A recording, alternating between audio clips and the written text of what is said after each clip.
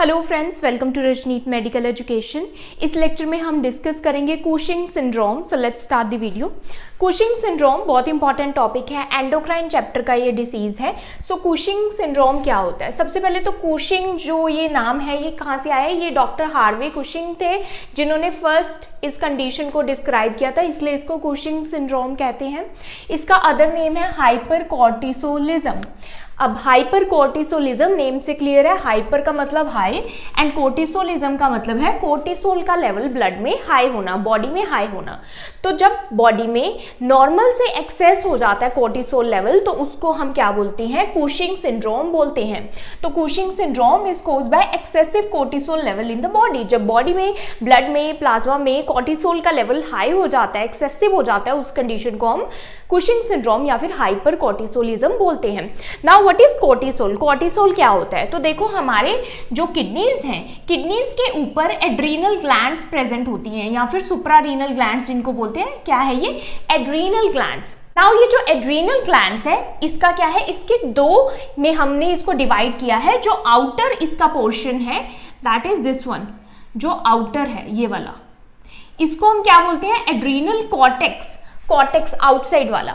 और जो इनर है, जो मिडल में है ये वाला पोर्शन, इसको हम बोलते हैं मेड्यूला, एड्रीनल मेड्यूला।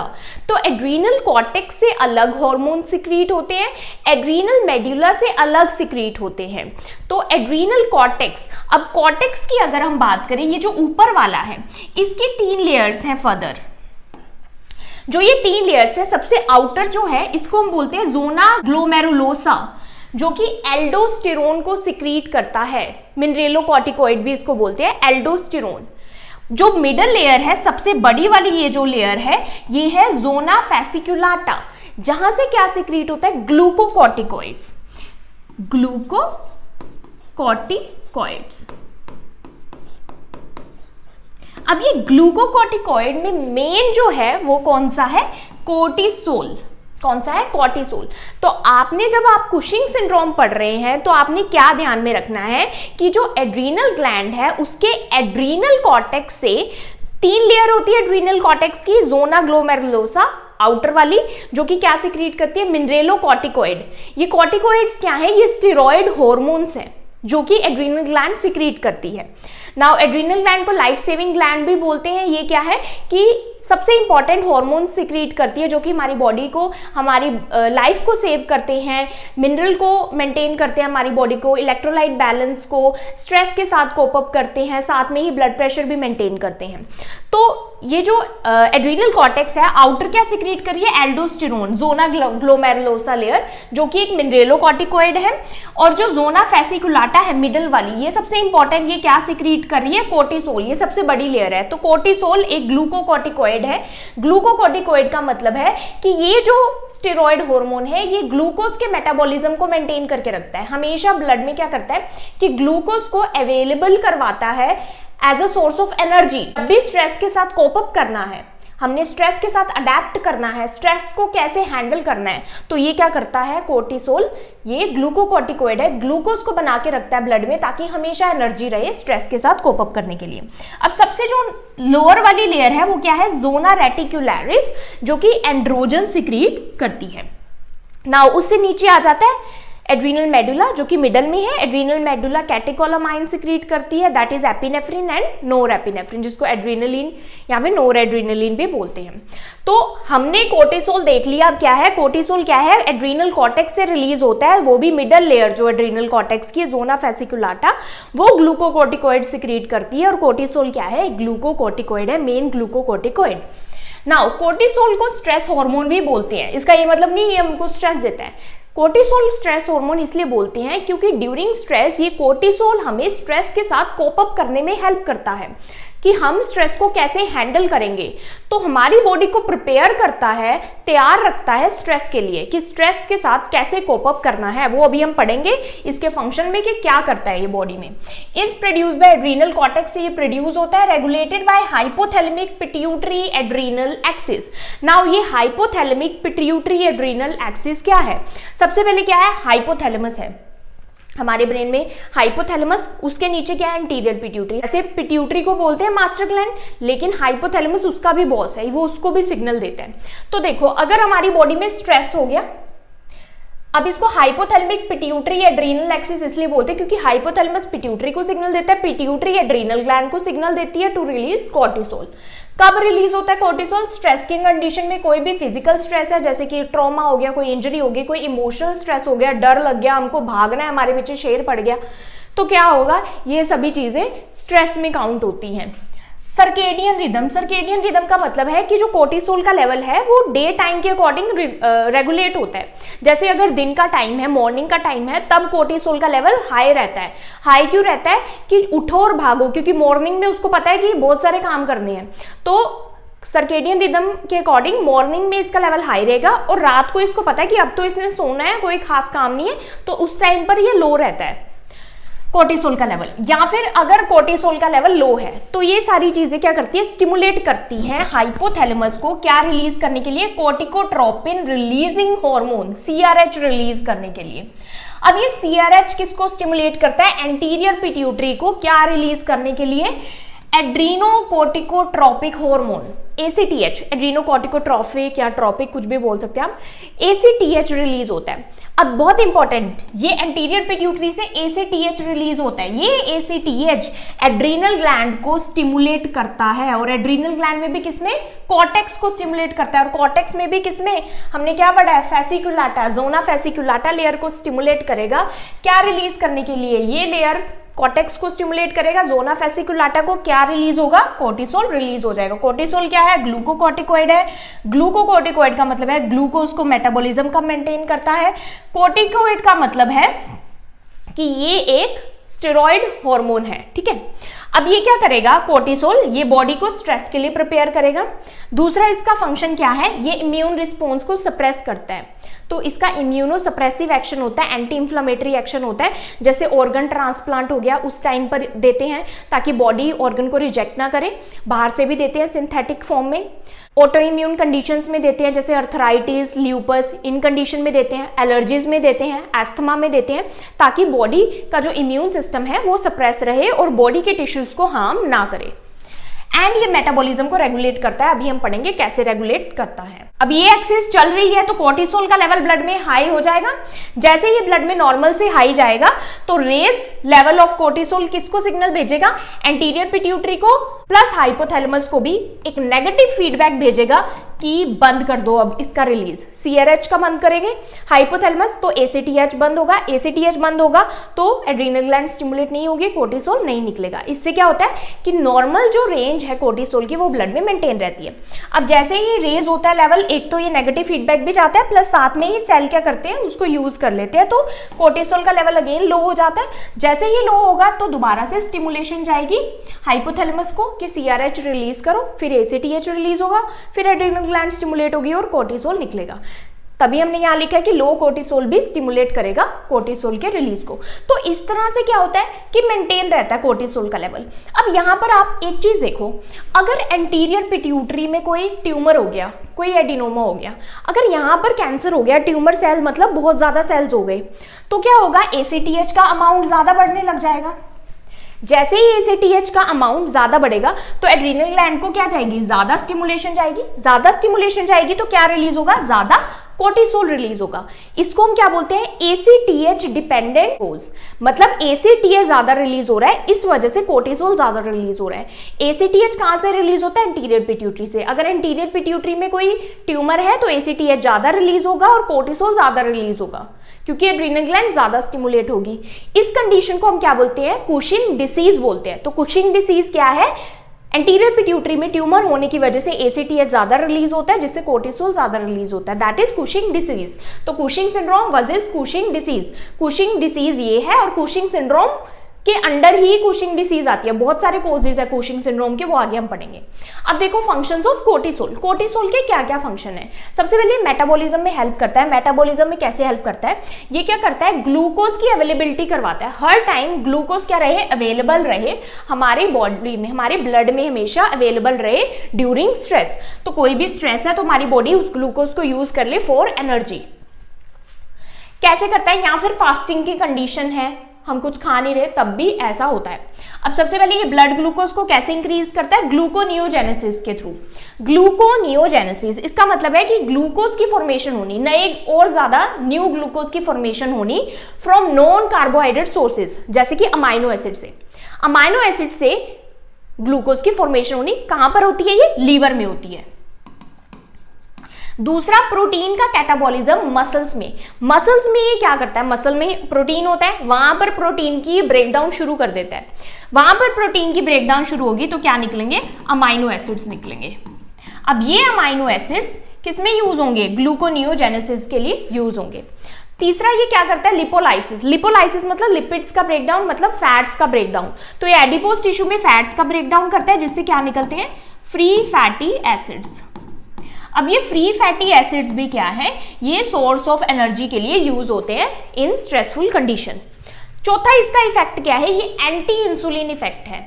ये इंसुलिन की तरह नहीं, इंसुलिन के ऑपोजिट एक्ट करता है, ठीक है। तो ये ग्लूकोज का लेवल ब्लड में इंक्रीज करता है। अगर कोर्टिसोल का लेवल बहुत ज्यादा हो जाता है तो इंसुलिन रेजिस्टेंस भी हो जाता है, जिसको हम बोलते हैं स्टेरॉइड इंड्यूस्ड डायबिटीज। क्यों? क्योंकि ये भी क्या है? एक स्टेरॉइड है।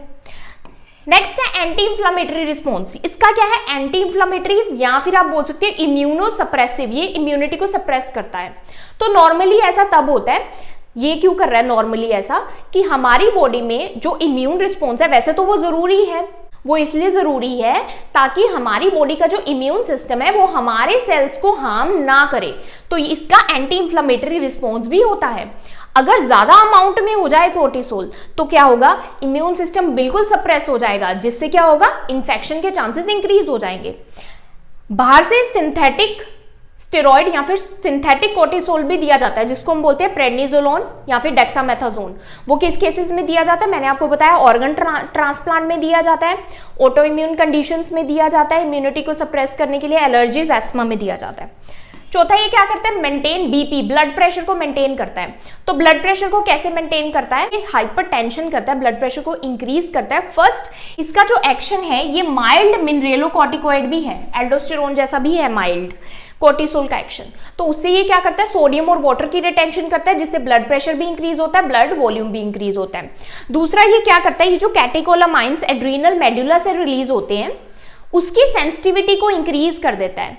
और कौन इससे ज्यादा सेंसिटिव हो जाते हैं? जो हमारी पेरिफेरीज की जो ब्लड वेसल्स हैं वो ज्यादा सेंसिटिव हो जाती हैं कोर्टिसोल की प्रेजेंस में कैटेकोलामाइन से। कैटेकोलामाइंस जैसे कि एड्रीनलिन, इनका क्या फंक्शन है? वेजोकंस्ट्रिक्शन करते हैं, जिससे ब्लड प्रेशर अगेन इंक्रीज होता है। तो आप याद रखेंगे कि ये ब्लड प्रेशर को मेंटेन करके रखता है, मतलब थोड़ा सा हाई करके रखता है। ऐसे करता है कि जो ब्लड है वो हमेशा अवेलेबल रहे, ब्लड की कमी ना हो हमारी बॉडी को, ब्लड का प्रेशर नॉर्मल रहे जब भी कोई स्ट्रेसफुल सिचुएशन हो। अब यहीं से लगा लो, अगर कोर्टिसोल का लेवल बहुत ज्यादा होगा तो ब्लड प्रेशर बहुत हाई चला जाएगा। स्ट्रेस रिस्पॉन्स से कोप अप करता है। कैसे करता है? एनर्जी बना के रखता है, एनर्जी फ्री फैटी एसिड बना के रखता है, ग्लूकोज को बना के रखता है।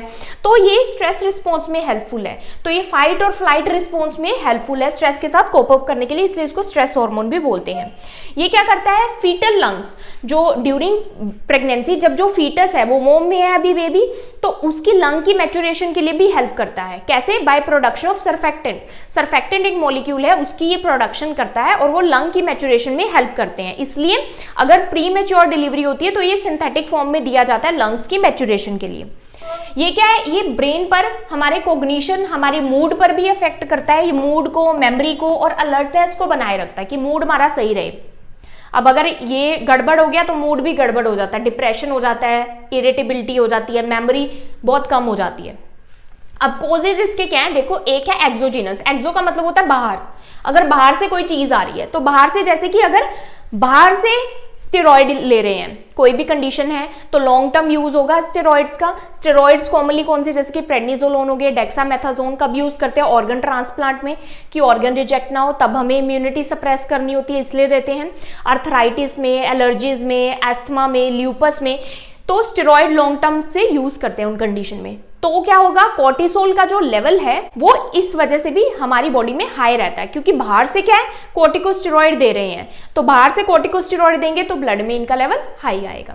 दूसरा है एंडोजीनस। एंडोजीनस मतलब बॉडी के विद इन, बॉडी के अंदर ही कोई प्रॉब्लम है। जैसे कि मैंने आपको बताया था कि पिट्यूटरी ग्लैंड में अगर एडिनोमा में है, ट्यूमर है, तो क्या होगा, ACTH एड्रीनोकॉर्टिकोट्रोपिक हार्मोन ज्यादा होगा। तो उस कंडीशन को हम क्या बोलते हैं, कुशिंग डिसीज बोलते हैं। तो ACTH ज्यादा होगा तो एड्रिनल ग्लैंड स्टिमुलेट होगी और क्या रिलीज करेगी, कोर्टिसोल।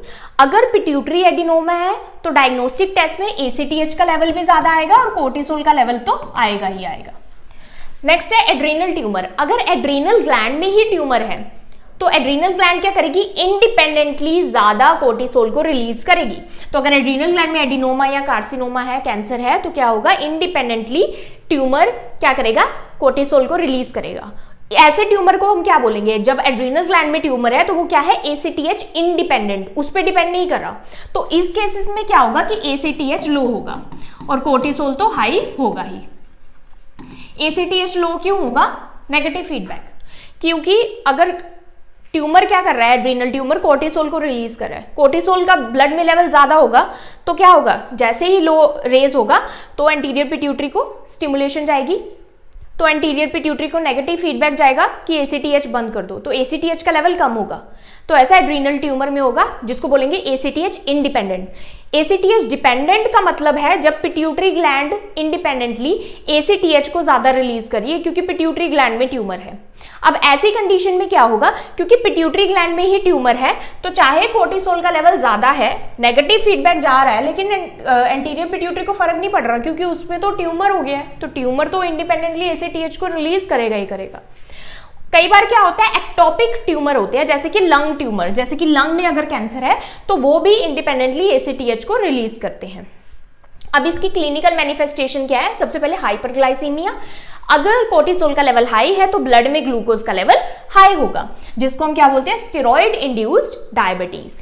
उसके बाद आता है मसल वेस्टिंग एंड वीकनेस, क्योंकि अभी मैंने फंक्शन में क्या बताया, कोर्टिसोल क्या करता है कि मसल से प्रोटीन की ब्रेकडाउन करता है। तो अगर ज्यादा कोर्टिसोल हो गया तो मसल तो वीक हो जाएंगे, मसल वेस्टिंग हो जाएगी, और स्पेशली ये जो आर्म्स हैं, लेग्स हैं, एक्सट्रीमिटीज या फिर लिम्स, ये क्या होंगे, थिन होंगी। तो देखो ये पतली पतली टांगे और पतली पतली आर्म्स होंगी, बाजुएं होंगी।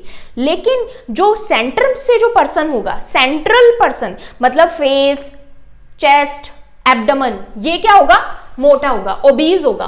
तो इसमें क्या आता है, सेंट्रल ओबेसिटी आती है, ट्रंकल या फिर सेंट्रल ओबेसिटी।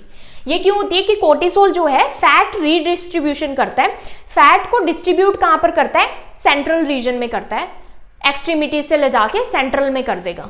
तो इसलिए जो पर्सन का जो फेस होता है, मून फेस होता है, राउंड फेस, जो फेस है मून फेस होगा, चीक्स रेड होगी, यहाँ पर ये जो बैक है यहाँ पर हम्प होगा, हम्प मतलब यहाँ पर फैट का पैड होगा, और एब्डोमेन भी क्या होगा, मोटा होगा, सेंट्रल ओबेसिटी होगी। उसके बाद स्किन जो है फ्रेजाइल हो जाएगी। एक तो क्या है, फैट बढ़ रहा है, तो फैट के कारण क्या होगा, एब्डोमेन में स्ट्रेच मार्क्स आएंगे, पर्पल कलर के स्ट्राई या फिर स्ट्रेच मार्क इसको बोलते हैं, और एब्डोमेन पे स्पेशली आएंगे, थाइस पे आएंगे, ब्रेस्ट पे आएंगे, क्योंकि यहीं पे सेंट्रल रीजन में ही स्पेशली क्या हो रहा है, ओबेसिटी हो रही है। ब्रूजिंग, इजिली ब्रूज हो जाएगी, जो स्किन है वहां पर इजिली ब्रूज हो जाएगा, वहां पर निशान आ जाएंगे, ब्लूइश कलरेशन, ब्रूजेस आ जाएंगे। पुअर वुंड हीलिंग भी पुअर होगी। अब ऐसा क्यों हो रहा है कि ये जो कोर्टिसोल है ये कोलेजन की ब्रेकडाउन करता है, तो कोलेजन की ब्रेकडाउन की वजह से ये स्किन में चेंजेस आते हैं।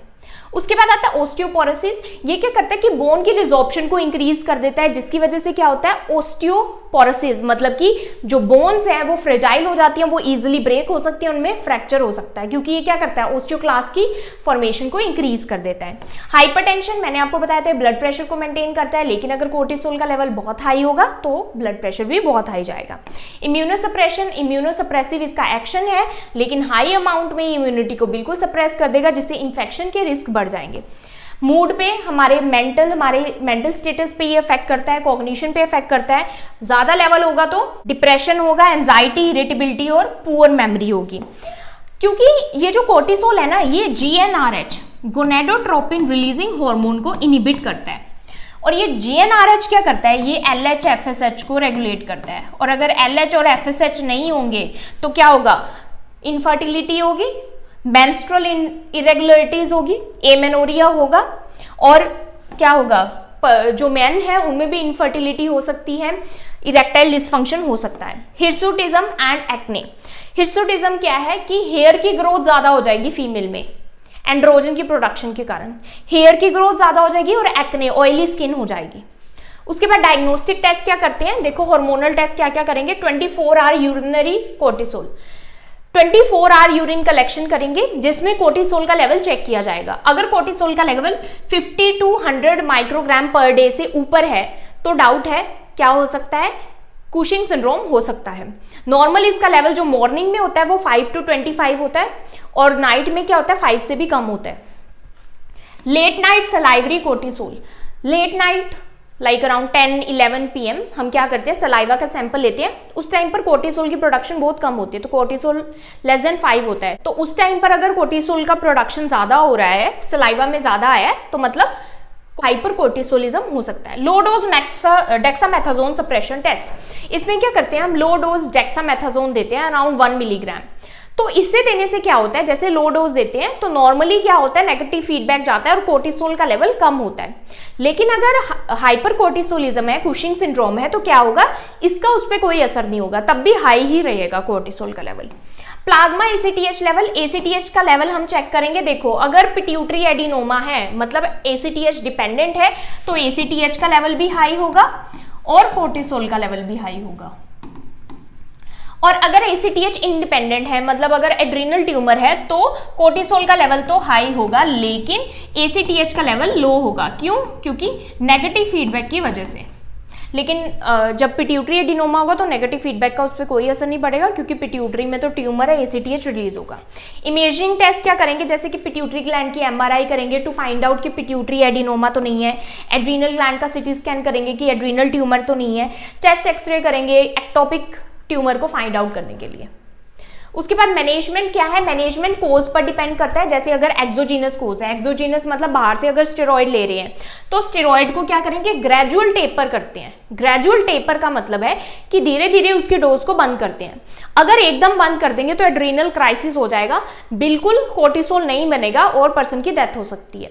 तो एड्रीनल क्राइसिस को प्रिवेंट करने के लिए कभी भी स्टेरॉइड एकदम से बंद नहीं करते। अगर लॉन्ग टर्म से स्टेरॉइड ले रहे हैं तो धीरे धीरे उसकी डोज को रिड्यूस किया जाता है। क्योंकि क्या होता है कि अगर लॉन्ग टर्म से बाहर से स्टेरॉइड ले रहे हैं तो बॉडी अपना स्टेरॉइड बनाना बंद कर देती है, एड्रीनल ग्लैंड अपने स्टेरॉइड हार्मोन्स बनाना बंद कर देती है। तो उस केस में क्या होता है कि जो HPA एक्सिस है, हाइपोथैलेमस पिट्यूटरी एड्रीनल एक्सिस, वो एक्टिवेट नहीं रहती। जैसे हम धीरे धीरे बंद करेंगे तो वो क्या हो जाती है, रीएक्टिवेट होना स्टार्ट हो जाती है। तो जब तक वो रीएक्टिवेट ना हो जाए तब तक हम इसको टेपर डोज में कम करते हैं, लाइक वीक्स और मंथ्स लग जाते हैं इसको बंद करने में। उसके बाद आता है पिट्यूटरी ट्यूमर। वैसे इसको बंद करके या फिर इसको रिप्लेस किया जाता है या फिर लो डोज किया जाता है। अगर कोई जैसे ऑर्गन ट्रांसप्लांट है या फिर कोई और ऑटोइम्यून या एलर्जिक कंडीशन है तो पिट्यूटरी ट्यूमर में क्या करेंगे, ट्रांसफिनोइडल सर्जरी की जाती है ट्यूमर को रिमूव करने के लिए, क्योंकि इस फिनोइडल फोसा में ही होती है पिट्यूटरी ग्लैंड, या फिर रेडियोथेरेपी की जाती है। एड्रीनल ट्यूमर में हम सर्जिकली रिमूव कर देते हैं या फिर तो एड्रीनल ग्लैंड का वो पार्ट या फिर अफेक्टेड एड्रीनल ग्लैंड जिसमें भी है, जिस किडनी के ऊपर एड्रीनल ग्लैंड जो अफेक्टेड है वो रिमूव कर देते हैं, या फिर कीमोथेरेपी रेडिएशन थेरेपी किया जाता है। एक्टोपिक अगर कोई सोर्स है, सपोज लंग ट्यूमर है तो ट्यूमर का removal, chemotherapy, radiation therapy same. Medications में इसमें कीटोकोनाजोल, मेटाइरापोन एंड माइटोटेन ये ड्रग्स दिए जाते हैं। ये क्या करते हैं, ये ब्लॉक करते हैं कोर्टिसोल की प्रोडक्शन को। अब ये जो कीटोकोनाजोल है ये एंटीफंगल भी है प्लस ये कोर्टिसोल की प्रोडक्शन को भी ब्लॉक करता है। उसके बाद आता है नर्सिंग असेसमेंट। उसमें हम वाइटल साइंस को मॉनिटर करेंगे, ब्लड प्रेशर देखेंगे, ग्लूकोज का देखेंगे, वेट देखेंगे। ये सब हम चेक करेंगे कि ग्लूकोज हाई तो नहीं है, वेट इंक्रीज तो नहीं हो रहा, ब्लड प्रेशर हाई तो नहीं है। स्किन इंटीग्रिटी देखेंगे कि ब्रूजिंग या फिर ब्रेकडाउन तो नहीं हो रहा कहीं स्किन में, तो हमको वो क्या करना है, उसको वो वर्स ना हो जाए स्किन, तो उसको प्रिवेंट करना है। इमोशनल और मेंटल स्टेटस देखेंगे क्योंकि मूड को भी ये अफेक्ट करता है। साइंस ऑफ इन्फेक्शन देखेंगे क्योंकि इम्यूनोसप्रेसिव एक्शन होता है, तो इन्फेक्शन के साइंस तो नहीं है, लोकल साइंस अलग होंगे, सिस्टमिक अगर कोई इन्फेक्शन हो गया उसके साइन अलग होंगे। मेडिकेशन एडियरेंस, मेडिकेशन को लेना बहुत जरूरी है, तो मेडिकेशन एडियरेंस चेक करेंगे। लैब वैल्यूज जैसे कि कोर्टिसोल का लेवल, ग्लूकोज का, ACTH का लेवल रेगुलरली चेक होता है इसमें। So I hope आपको Cushing syndrome clear हुआ हो. If you understood this video then please like, subscribe and share to my channel. Thank you for watching.